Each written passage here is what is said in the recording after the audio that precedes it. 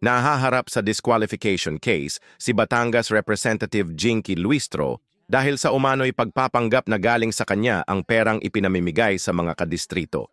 Si Luistro ay miyembro ng Quad Committee ng Kamara na nag-imbestiga sa drug war ni dating Pangulong Duterte. Pakinggan ang pahayag ni Attorney Ferdinand Topacio laban sa kanya. Yung paborito natin. Sino po? Yung magandang babaeng mambabatas, si Jinky Luistro, di ba? O nakamuka ni Laila de Lima. Oh, yeah. O hindi naman masamang sabihin kamukha ni Laila de Lima. Maganda naman si Laila de Lima, di ba? Eto ay nahaharap sa disqualification sabagkat ang alegasyon, di natin sinasabing totoo, alegasyon lang ha, ipinalabas niya na yung AICS, yung Assistance to Individuals in Crisis Situation, sa madaling salita, limos, ayuda, ay doon sa kanyang distrito sa Batangas, pinalalabas niya na dahil sa kanya, kaya nabigyan yung mga tao.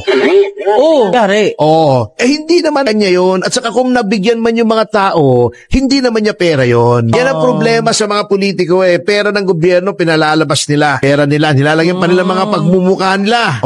Samantala, kamakailan ay ipinagmalaki ni Congresswoman Luistro na kung hindi dahil kay House Speaker Martin Romualdez ay walang ayuda, walang AICS at iba pang proyekto sa kanilang lugar. Ay, ginukulay!